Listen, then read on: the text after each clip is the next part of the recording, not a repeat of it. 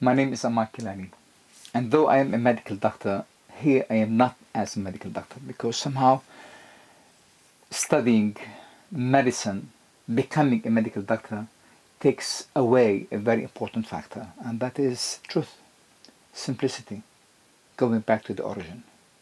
Here I am simply to explain or to try to break down all the rigid frontiers that medicine scientists had put in front of us to know each other. There was once a very knowledgeable man called A.T. Mann. He was a sociologist and he was also an astronomist. And that man had simply said one time, man knows everything under the sun except man himself. And this is extremely true. And I found out that when we try to understand our body, terms, words, concepts, ways of explanation takes away that understanding. Sometimes I imagine if I have small little people inside of me. So I have one in my throat, one in my gut, one in my intestine, one in my liver, and those are simply in direct contact with my consciousness, with who I am, what can I decide. Then instantly, if I would take a hamburger, for example, or meat or whatever, then the body instantly in my stomach will say, hey, this is far too much. Or the intestine will say, I cannot digest that. Or the liver will say, I am under great pressure. Or when I take, for example, a Coca-Cola, and then the body says, oh my God, I'm having toxicity in my stomach. I'm having high blood sugar in my blood. I am increasing further and further the production of cholesterol, which have sometimes no real relationship between sugar and cholesterol, but actually it is very much related. So all these things, if I have these small little people inside of me telling me what is really happening, I simply might say, I cannot do that. But we do not do that. We stuff ourselves with so many things. We act in a certain way. We do not understand why we are stressed. We do not understand why we are depressed. And we are unable to relate that to what truly takes place in our body. So I'm trying here, for example, to take now, of course, many other videos I will try to put on the internet, but now I'm going to try to put one by one, breaking down again that wall. So today I'm going to talk about something called oxytocin. You know, when I really just hear the word oxytocin, I try to understand who is the idiot who brought that word. I mean, why not call it something else? Especially when we found out that oxytocin is the morality hormone, is a hormone that brings trustworthiness, is the hormone that brings us together as a human species. It is the hormone that makes women bring children by contracting uterus. It is the hormone that releases milk from mothers for their newly born babies. And yet I call it something already I started by building a wall, by calling it oxytocin. Who is that idiot? So let's jump out this word oxytocin, but nevertheless I have to say it simply because you will hear the word, and whenever you want to research further, you would need to bring that word. But I would like to call it the morality hormone. Now, what happens is that this oxytocin is released by the pituitary gland, and it is released simply by a message of the hypothalamus. Look what we said now, hypothalamus and pituitary. Wow, where are they? What are they? They are here actually. Or really actually more in the middle there. And when we say hypothalamus, we have to understand as well, what is that? Because all what I'm trying to do now is to bring back the form of what we think we are as human bodies back to their primitive, primordial entities.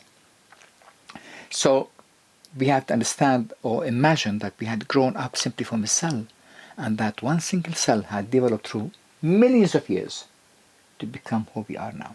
So that hypothalamus is simply a way between the brain, which we think of, which wants the best for us, which is the driving motor of existence, and its way to say to the body, hey, listen, I want these functions to be done.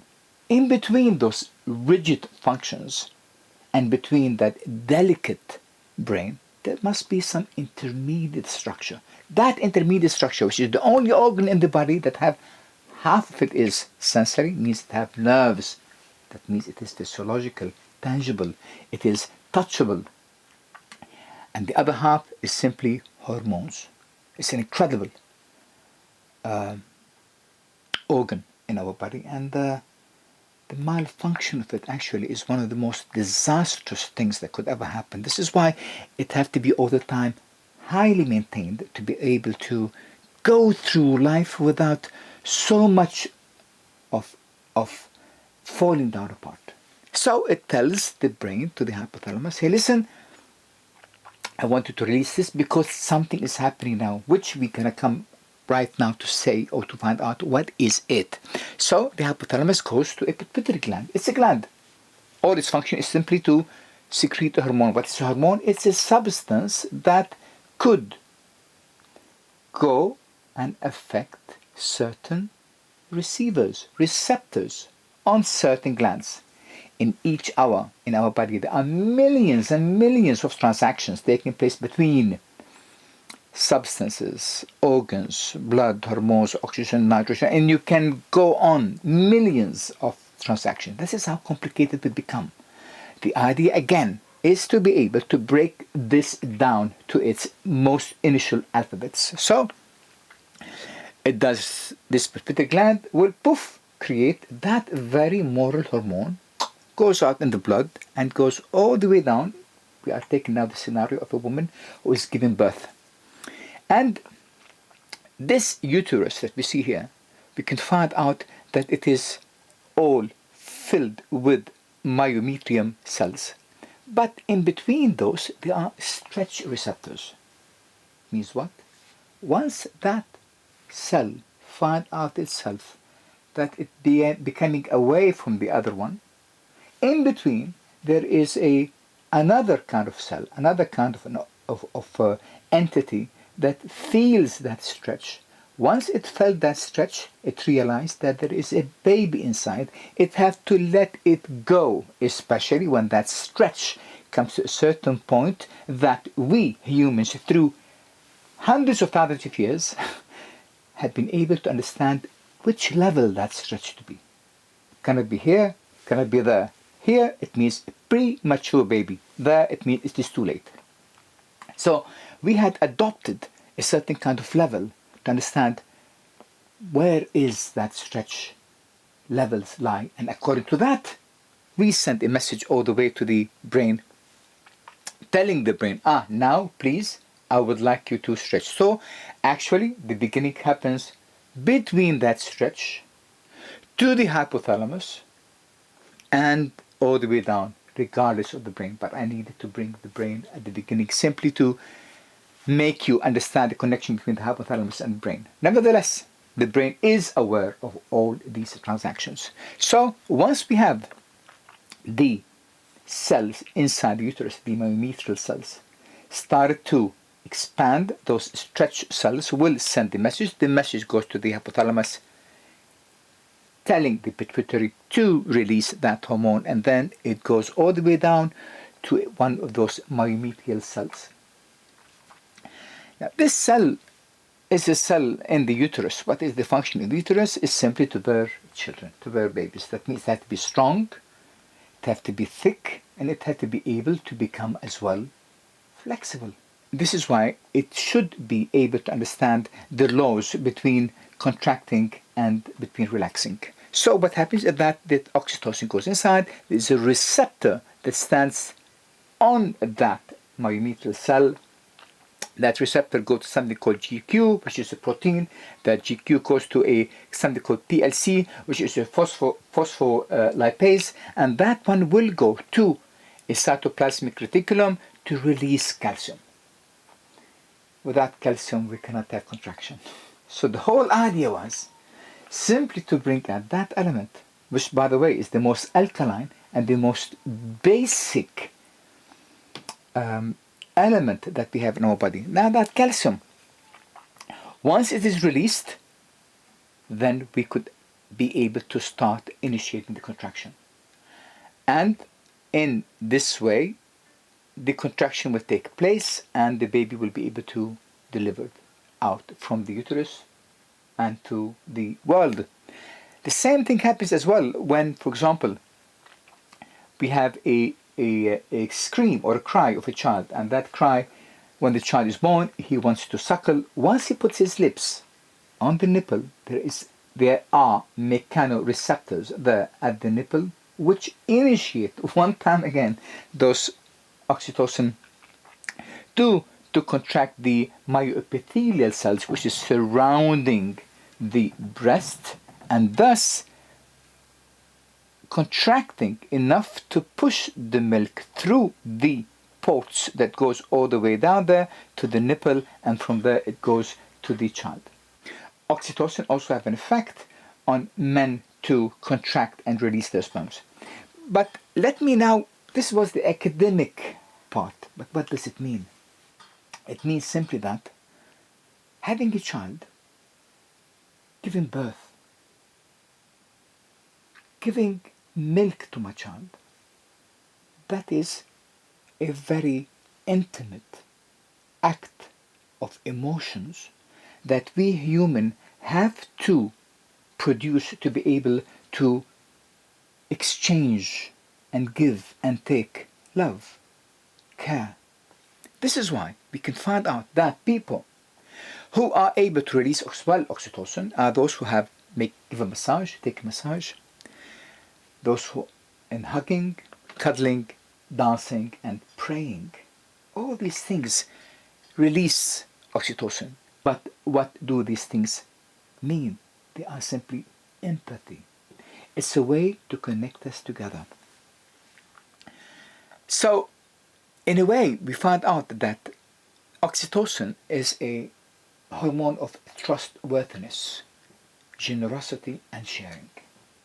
And actually, there are experiments where the oxytocin hormone had been extracted, put aside, then injected into other people who were not in a state of morality or trustworthiness, and instantly they felt that they could give, whether it was money, whether it was love, whether it's whatever it is. So what we can find out again that this hormone is a very important hormone in bonding us and making a certain kind of connectivity, which is what we call the social media or the social network that combines us together. Even now, when you are sitting listening to me here, if you find any kind of compassion between what I'm trying to say and what you expect or need to hear, you will find that you are releasing some sort of oxytocin, because this is as well the hormone which says this person is no longer a stranger. So it is a hormone which is a bias against strangers. It's bond people who have the same characters.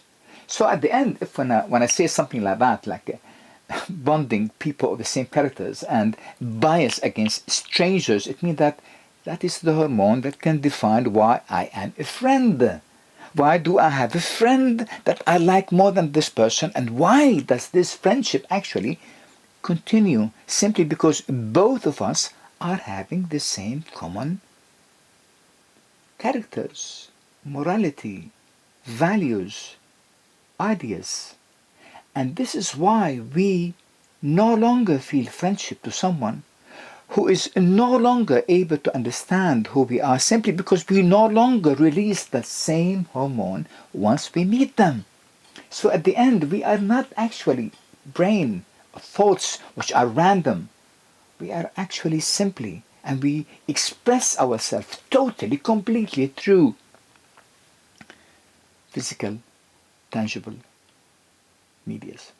Here, it is the oxytocin. Now, they had found out, for example, as well, that 5% of people do not release hormone, do not release oxytocin. It is so strange that I remember one time I read that when the Japanese Empire had conquered Manchuria in China, there had been a lot of prisoners, and they could not simply keep them in one place because it needed a lot of manpower to be able to guard all these ones. So what they did is that they made certain experiments to find out who can plan an escape, who can't. They found out it's only 5% of those who can plan an escape. So what they did, they separated those 5% from the rest of the others.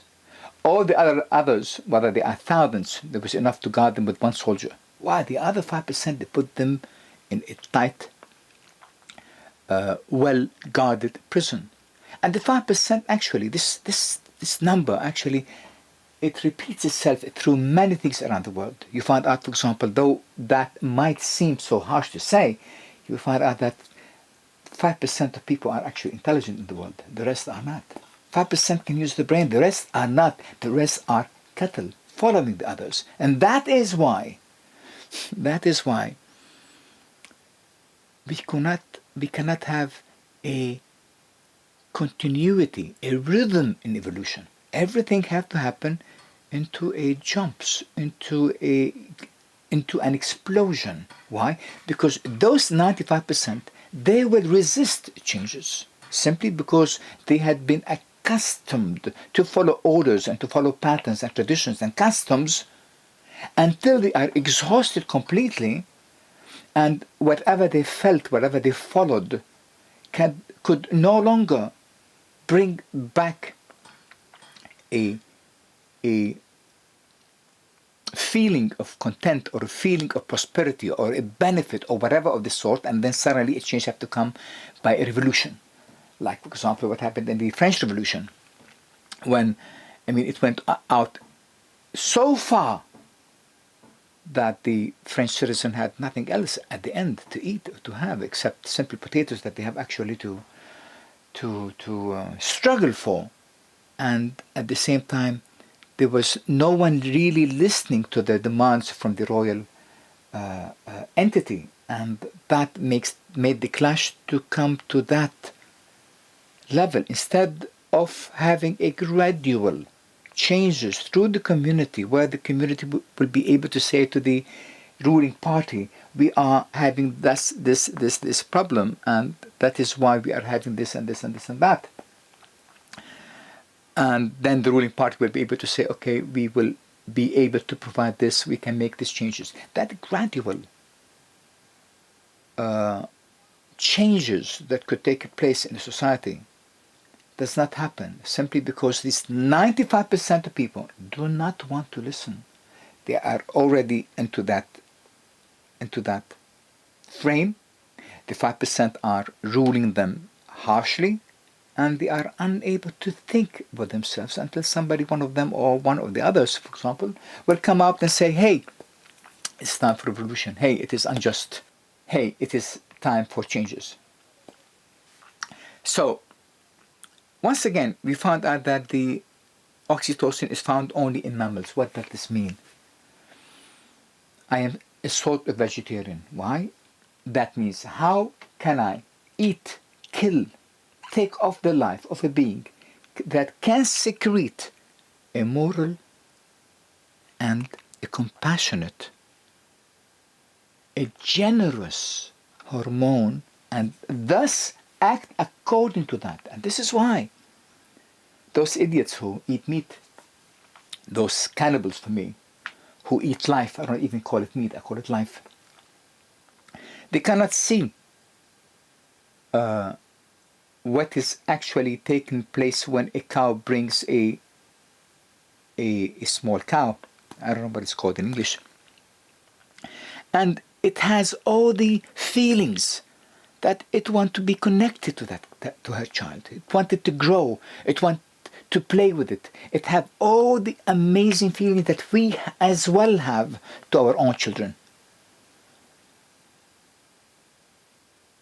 And yet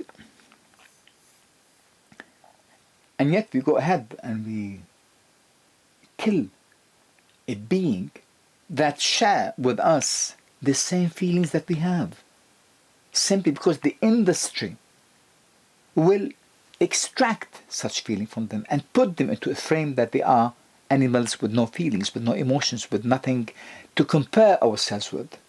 And this is why for me it is a crime, simply a crime, to be able to eat life and call it meat, wrapped with plastic, taken from the supermarket, unable to see what really happened to those cows, for example, and to those mammals that we keep hunting and killing, who share the same emotions that we have and the same channels of those emotions. They cannot see that connectivity. Again, that oxytocin as well, unfortunately, when it works with males, it does make men more selfish. But at the same time, strangely, it makes those men who are able to see some sort of a treason in other men, or those who had behaved immorally, it gives them the urge to punish those other men. So it's a bit strange how this hormone as well works, especially by releasing testosterone. Thus, we can find out that those people who release oxytocin are people who are happy. They had broken down the walls of loneliness, of being on their own. They're able to open up. And that means as well that that hormone, oxytocin, once it goes through all our body, it brings us to a higher state of being. Oxytocin in this way as well, it helps digestion, it helps the immune system, it helps the release of many other chemicals in our body to be able to become a healthy being. That connectivity we do not see. Many times you only see a very complex structure. They call the neuropeptide short-chain polypeptide neurotransmitter. A very long, big, huge, meaningless. But if you look really at the structure of all these bonds and all these chemical configurations, you find out it's made of hydrogen and nitrogen and oxygen. Hydrogen, the first element in the world. Nitrogen, it is the element where plants create amino acids. This is why the idea that you have proteins from animals, this is completely ridiculous. The only thing that can create proteins in the world from nitrogen is plants. Animals only eat plants, and thus they preserve a sort of kind of protein, which is actually a dead protein that we consume, assuming again and again that this is something vital for having the protein portion, while actually all the protein produced in any place in the world is through green plants. But this is, once again, this is a fact that nobody wants to actually admit. And we talk again and again about meat as a source of protein. This is completely wrong. It is a source of a dead protein, a dead element. And what we eat is what we become. You eat a dead element, you become as well a dead element. And thus, in this way as well, your release of oxytocin becomes less, and you become more and more lonely, more and more depressed. Breaking down those walls of individuality, becoming less lonely, it means that I'm having a more and more social bond. That is what is so vital for the community, to be able to release that hormone, to be able to bond with each other. But with capitalism, unfortunately, which one would say, what have capitalism on earth to do with oxytocin? I simply say, capitalism brings forth individuality, put you again and again to become a simple screw, one single screw in a huge gear of machinery, controlled by very few men around the world, who would have all the power, while you have to lose your entire life, lose your entire purpose of life, to serve something like that through fear. Thus, capitalism at the end, it only brings fear. And on the other side, if you will not be punished, then you will be rewarded. So either you will be punished and you will be afraid and lonely and depressed and all of that. Otherwise, you will be rewarded with only material things, which at the end as well will bring as well depression and loneliness, simply because you cannot substitute material things with emotions, with love, with compassion, with hugs, with making love. And that again proved to you and to me, as it proved to me, that at the end we are only social animals. We are not ever individuals. Like Buddha said, individuality is an illusion. When I was diving many times and I would look at a herd of sardines, a flock of sardines in the water, 1,000, 2,000 fish standing together in a ball, moving together in a ball. Once I would see a tuna fish coming from one side to attack, for example, that herd, I found out that the fish on the other side of the ball, not the one where the tuna is coming from, but the one on the other side is the one that started the escape, and everything else followed. And then it made me think and realize that I did not see 1,000 sardine fish. I saw one fish with 1,000 entity.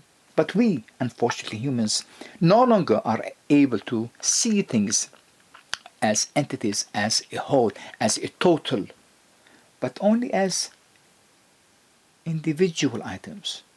Again, this is why, unfortunately, we had followed since the last 4,000 years, or the last 3,000 years, that idiotic Greek philosophy, which had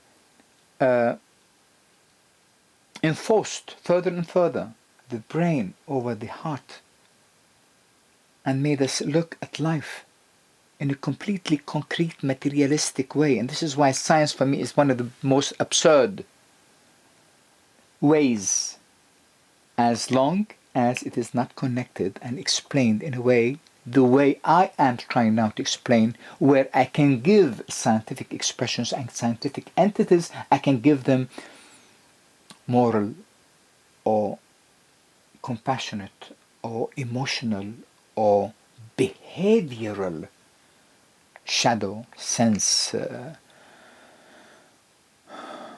What can one say more?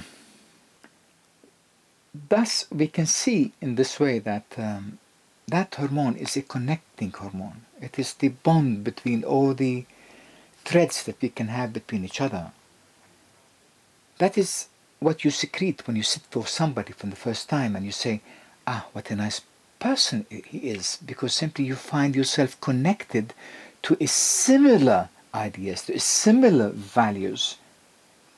And that is why as well in that community where it is overshadowed by capitalism and individuality, that is why we are having higher and higher rates of depression, suicide, stress, and amazingly dementia. Though people think they have no connection, but actually it is. Much what I believe in of dementia can be actually reversed or stopped from the beginning simply by increasing oxytocin, which is increasing compassion, hugging, kissing, making love, touching each other. By doing that, we release a lot of the inhibitors that are the reason why we have cancer. What is cancer at the end? It's simply a cell who couldn't know what the hell is going on around her. It had no more connection to the very totality of our being, of the purpose of who we are. We had lost such purpose. We become simply machines. Simply machines to produce money. And we had lost why we are here. Every single one of you come to this world with a message. If we do not give out this message, like I'm trying my best now against a very unjust system who all the time wants me to go and clean and work in a petrol station and become only a rigid brick in a wall created by the society. It is this message that I have to carry, and you carry as well. If we do not bring that message forth, we have lost life. And the problem as well, not only we had lost life, we lost the joy of life. And we become more and more depressed, more and more unsocial, more and more squeezed. In a single word, we become reduced. And when you reduce anything, like if you look at the anatomy, for example, of the brain of dementia and the brain of a healthy person, how that brain is physically reduced, it is the same reduction that happens in our morality. in our purpose of life. And once we are reduced, we no longer are humans. And that is what's happening to the world. So the whole idea of explaining oxytocin is simply an endeavor of mine to be able to explain or connect what is happening on a very small level within us and how it reflects itself on a much wider circle, like a spiral. Small circle, bigger and bigger and bigger and bigger and bigger. So whenever I look, for example, at this huge complex chemical formula, I do not look at it and say, what is that? There is bond here and this covalent bond here and there is a ionic bond here. And no, I just say, there is hydrogen and nitrogen. Wow, this is the hydrogen first element. This is the most basic of everything else. It is the most diverse element in the world. Did you know, for example, that hydrogen is the only element in the world where we have one proton and one electron, and in between there is no neutrons. Usually in every single element, like helium, we have 2 electrons and 2 protons. It needs 2 neutrons. Why? Because the electron is negative and the proton is positive, but one positive and one negative, there will be an interaction. There will be always electrical charge. But if we have inside the nucleus, if we have a proton, 2 protons, 2 positive charges, they will repel each other. So we have to put in between a neutron to neutralize the 2 positive charges that coming and unable to accept each other, to make some sort of stability. While in hydrogen we do not have. So when I look and I see hydrogen, I understand it in a different way. When I see oxygen, I see a means of energy. When I see nitrogen, I see a way of creating proteins, amino acids, how plants take and need nitrogen to be able to bring in the real source of energy and glucose at the last end. And carbon, of course. Carbon is one of the most amazing things, because carbon is the only thing which, not the only thing. So when I look at carbon, I see a very dynamic element, simply because it had 4 electrons in its outer orbit, and that means it needs another 4 to be able to become complete.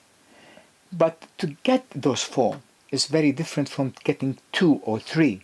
2 or 3, it means I'm still into 2-dimensional plane. Like for example, if I could use one of my puzzles that I make, actually, you can find out if this is, for example, it could be 2, which is 1 plane and 1 plane only, and it takes a smaller space rather than, for example, when we're having 4. That means I have to go into one direction, one direction, one direction, and that gives it much more spongy. It takes more space, and this is why oil is a series of carbon chains. Because without it, these oils cannot become oil. It cannot go to feed or repair membranes, which needs elasticity. That's 3-dimensional entity of carbon makes it able to fit and takes more distance, more space. It is that space that gives elasticity to the cell membranes, for example. I know it's a crude way of explaining, but it will come at one point in one of my videos. So at the end, this is simply a humble way to try to bring a word like oxytocin and bring it into your brain of something which is you can all the time think of trustworthiness, of morality, of love, of making love, of hugging, and how at the end that production of such feeling in that form in our body will bring us further to become stronger in our immune system, stronger in our digestion, stronger in our liver function, stronger in our kidney release of toxins. All of this are integrated We are an integrated being. We cannot ever separate one from one. So if you are going and working in the bank, or you are sitting 8 hours every single day in a office with a computer, I guarantee that you are a sick person. No matter if you go back to your home and you have your own house and you have your own car, you have your own TV, and you simply can go shopping in Dubai and all these ridiculous things, that does not make you happy, because at the end you end all the time into either on the office of a psychologist, a psychiatrist, or at the desk of a medical doctor who have no idea whatsoever what nutrition is and what are the social, psychological, anthropological elements that binds us and makes us a human being. There is one thing I would like to add, that the life of that hormone in our body lasts only for 3 minutes. After 3 minutes, after it is secreted in the body, it cannot be traced. And I would like to tell you that this is simply a measurement of the nowadays humans. I believe that at one point in certain communities, like in the Aboriginals or the American Indians or something like that, that hormone would have been much more than we have now, simply because of that those people, like in the Aboriginals, for example, they don't have the word thank you, or they don't have the word in the Indian culture which says jealousy or prejudices, or the words that we had created based on individuality, based on racism, based on fascism, based on egoism. These things do not exist, had not existed before as much as they exist now in the European culture. So all what I'm trying to say is that I believe that at one point in the evolution of the human race, this amount of hormone had been secreted much often and lasted longer than the 3 minutes we have right now in the contemporary stage of our life. I hope that this video was of benefit to you. That is the whole idea of why I am making it. And you are welcome to write any sensible comment down there. And please refrain from all these traditional, customized, binded, framed commentaries that only reflect hate or reflect anger or reflect ignorance. Take care. Until the next video.